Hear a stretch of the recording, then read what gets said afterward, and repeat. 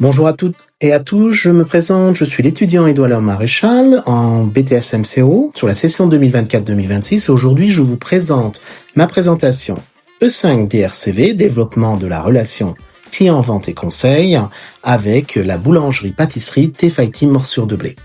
Au sommaire, présentation d'entreprise, présentation des 4 comptes rendus d'activité. La présentation d'entreprise, Morsure de Blé. Voici un petit peu l'histoire de cette boulangerie-pâtisserie dont le fondateur est à la fois un ancien boxeur et un boulanger. Sa devise, nourrir ceux qui affrontent la vie avec force, bien entendu, avec les pâtisseries et les différents pains. Voici un petit peu la chronologie. Création en 2018 avec sa première boulangerie Savinve, une seconde en 2021 dans le 15e à Paris, 2024 la plus grande boulangerie pâtisserie et 2026 l'expansion au niveau national. Pour les informations concernant l'unité commerciale de site des Issy-les-Moulineaux, là où je travaille actuellement, le gérant est Monsieur Jacques Détrus, c'est une SARL, le dernier chiffre d'affaires réalisé était de 900 000 euros, en cours nous prévoyons 950 000, le capital social était de 50 000 euros pour la création du site d'Issy-les-Moulineaux. Les horaires d'ouverture sont de manière variable, mais de manière générale de 6h30 à 19h30, sauf le samedi 20h et le dimanche 14h, fermé le lundi. Mon rythme d'alternance, je suis le jeudi et vendredi dans le centre de formation et le mardi, samedi et dimanche dans la boulangerie-pâtisserie.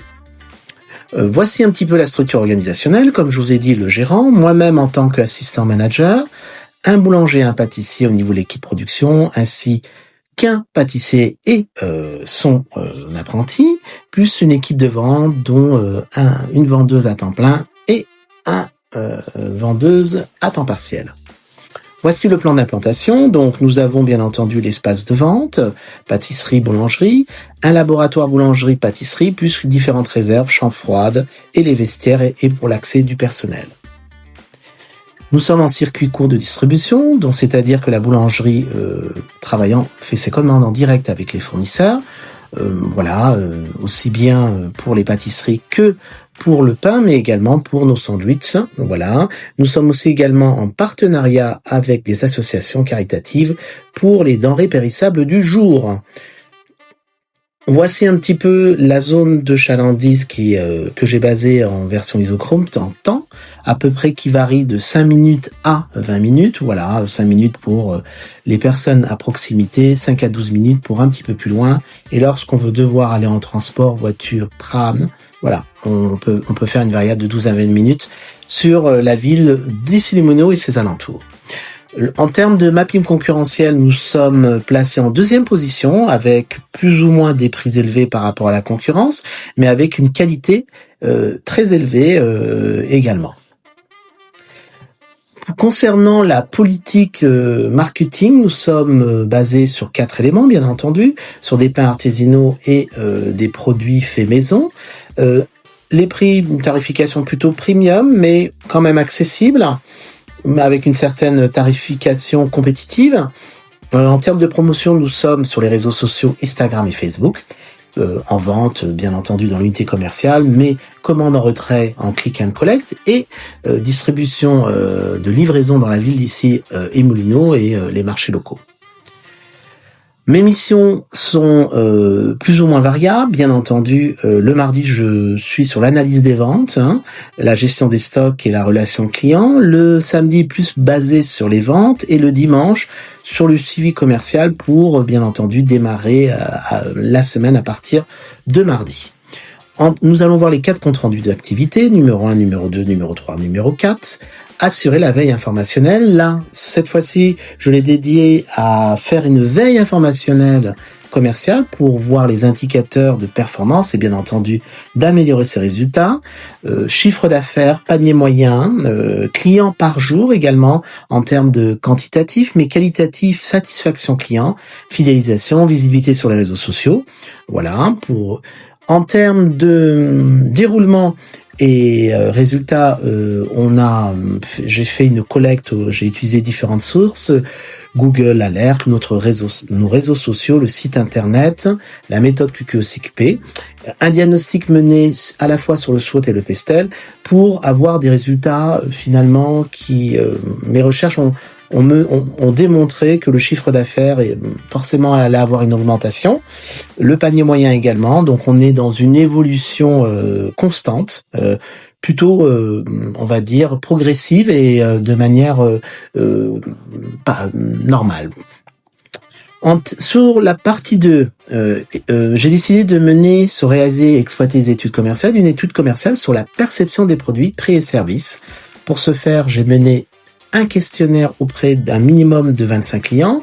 Bien entendu, j'ai observé le chiffre d'affaires qui était sur la période de décembre 2024 à la mi-janvier 2025 et voir sur les critères qualitatifs. Je suis parti sur la base accueil client, prix proposé, produits proposés et services proposés, de manière générale à plus de 82% en allant à un maximum de 90%.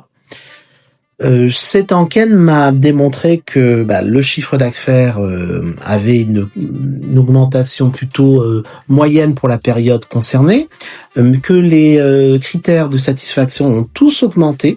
Voilà, ça c'est très bien, sauf pour la satisfaction du prix, bien entendu. Les étudiants, les clients, les différents clients, nous trouvent un petit peu trop cher par rapport à la concurrence. Nous ont demandé de faire un peu plus de promotions, un peu plus fréquentes. Sur l'activité 3, vendre. Donc sur cela, j'ai décidé de mettre une action de vente et d'optimiser la relation client en boulangerie sur la deuxième semaine de février 2025, sur les différentes étapes de vente. Bien entendu, l'objectif était de mener au moins personnellement 10 ventes. Voilà, ça c'était important, on en fait bien beaucoup plus. Sur un chiffre d'affaires personnel et un panier moyen également et un taux d'évolution donc sur mes performances de vente personnelles, puisque je voulais voir si au-delà de mon poste d'assistant manager, j'étais performant dans mes ventes pour mener mes équipes. Sur les objectifs qualitatifs, j'ai utilisé la méthode SPIN et CAB aussi, et NSBNC, d'accord, pour voir le taux d'initiative de prise de contact avec les clients, donc voir si j'étais proactif dans ce sens, et différents types de questions au niveau de mes clients pour mener une vente. Plutôt positif, j'ai mené un chiffre d'affaires personnel à 3240 €, plus 8% en résultat, un panier moyen bien au-dessus, donc j'ai réussi à faire du upselling, c'est-à-dire de passer à un menu supérieur dans la plupart des cas. J'ai bien suivi les étapes de vente et ça m'a permis également d'officialiser une charte de vente avec un discours que tout nouveau client pouvait mener dans la manière de vendre pour que ça soit harmonisé pour tout le monde.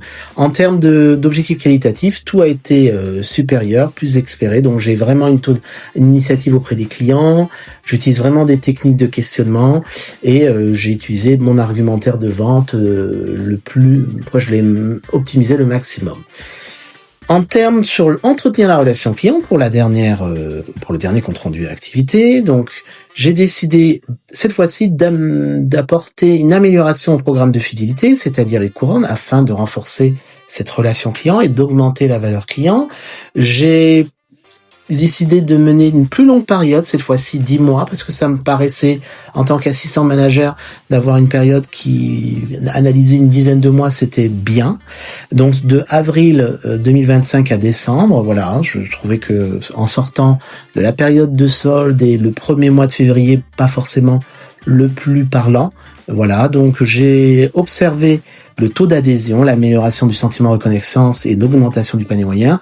Cette fois-ci, j'ai mené un mini questionnaire de 5 questions. Bien entendu, le panier moyen, le chiffre d'affaires, le taux de transformation et la fréquence d'achat. Mes résultats ont mené que j'ai fait une analyse de la relation client j'ai étudié le programme, j'ai mis en place des offres vente privilèges, une communication personnalisée, j'ai S'il y a un réel souci au niveau de la qualité des produits, on peut pas parler de service après-vente, mais une sorte d'écoute pour les clients. J'ai posé aussi également des questions au personnel et j'ai également comment le client percevait notre boulangerie par rapport aux autres clients. Donc et différents indicateurs, la valeur vie client, le panier moyen. De manière générale, tout s'est bien passé positivement. Un chiffre d'affaires à plus 14%, donc c'est plutôt positif. Un panier moyen à 7,80. Taux de transformation de nouveaux clients à 68%, une fréquence d'achat à 3 à 4 fois par semaine, c'est plutôt positif. Le taux d'adhésion 72%, donc le fait d'avoir gardé ce programme, ça permet d'augmenter la fidélisation des clients, au moins des abonnements et une reconnaissance à plus 50%. Il y a encore des choses à améliorer de ce côté-là et une augmentation panier à 22%. Donc les actions mises en place ont vraiment renforcé la relation entre la boulangerie et sa clientèle locale. Voilà, donc vraiment positif. Voilà, voici se conclut ma présentation de mon diaporama. Je suis prêt à répondre à vos différentes questions sur les connaissances des 4 compétences: assurer la veille informationnelle, réaliser et exploiter les études commerciales, vendre dans un contexte omnicanal, entretenir la relation client, et bien entendu présenter le portfolio de mes différentes annexes par compétences pour justifier de l'ensemble de mes activités. Je vous dis au revoir et je vous remercie à toutes et à tous.